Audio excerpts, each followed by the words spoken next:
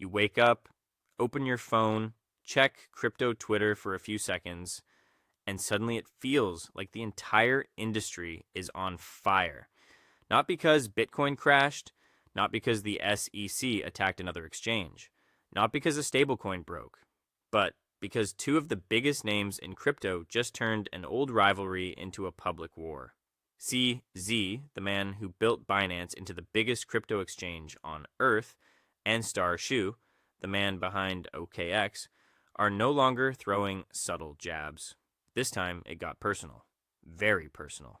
And when fights like this stop being about business and start touching reputation, divorce, ownership, and credibility, the market starts paying attention for a very simple reason. In crypto, trust is everything. And once trust cracks, price usually notices. This latest explosion appears to have started after CZ released his new memoir, Freedom of Money. The book reopened old wounds, old accusations, and old rivalries going all the way back to the early days of crypto exchange wars. Star Shu fired back hard, not with a calm corporate response, not with a polished press statement, but with direct public attacks. He called CZ a habitual liar. He pushed back against old claims. And then the fight moved away from business history into something much more sensitive. He raised questions about CZ's divorce, about asset separation, and about whether everything connected to that process was handled properly. At that point, this stopped looking like ordinary founder drama.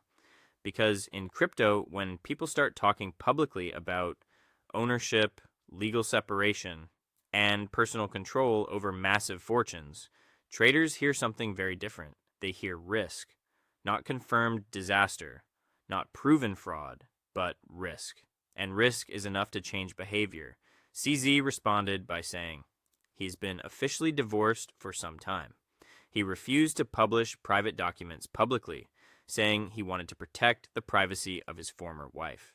Then he escalated things even further. He offered a private legal verification challenge worth $1 billion. A billion.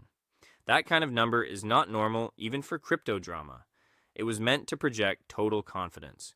A message that says, I have nothing to hide. But Star rejected the bet. Not the argument, the bet, and that matters. Because once both sides refuse to back down, the market starts asking a more dangerous question. What happens if this story keeps growing? Now, let's be clear. At this stage, there is still a huge difference between accusation and proof. That matters because markets don't just react to facts. They react to the probability that facts might get worse. And that is exactly why this story matters to crypto. Not because the market believes Binance is collapsing tomorrow. Not because traders think OKX is suddenly broken, but because this kind of public founder war plants something toxic inside the market. Doubt, and doubt spreads fast, especially in an industry built on narrative, confidence, and perception. Now, here is the important part. This kind of story does not hit every crypto asset in the same way. Bitcoin is different. Bitcoin does not belong to one exchange. It does not depend on one founder's reputation. It does not rise or fall because two exchange bosses are attacking each other online. Bitcoin has survived worse, much worse.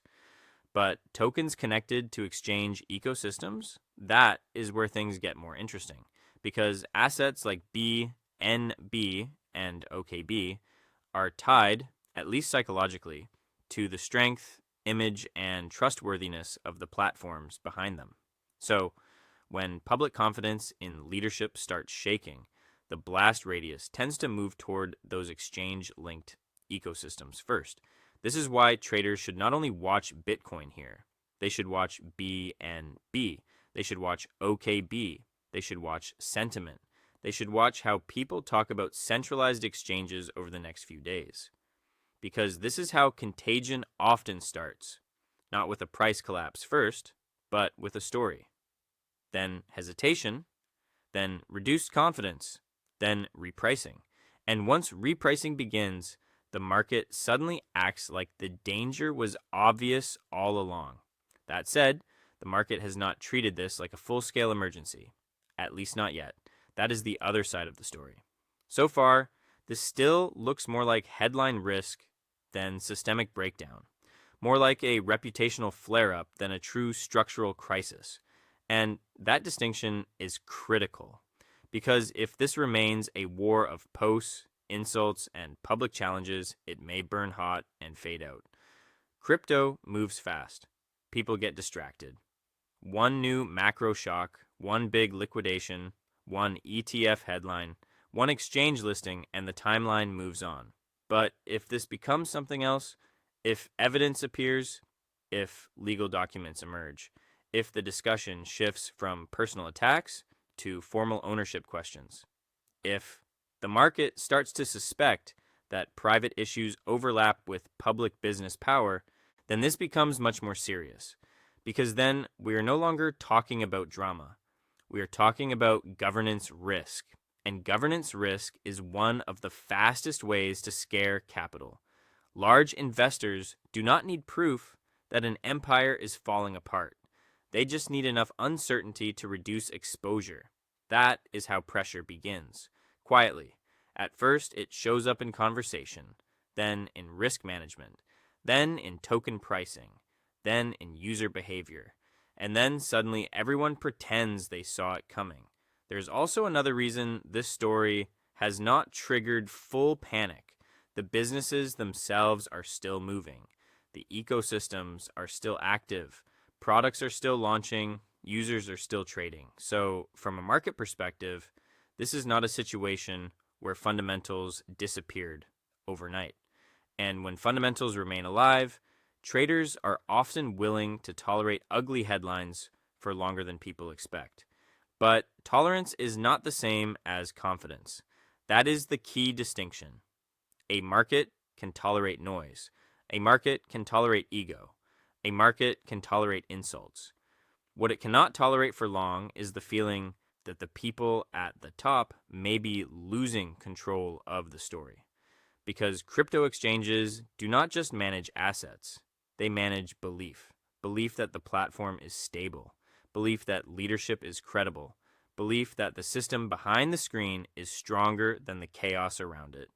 The moment that belief weakens, the market starts pricing a different future. So what should smart traders watch now? Not the fanboys, not the memes, not the emotional reactions. Watch for escalation. Watch for legal language. Watch for evidence. Watch for anything that turns this from social media warfare into a serious question about structure, ownership, disclosure, or control. If none of that happens, this may remain just another ugly chapter in crypto history.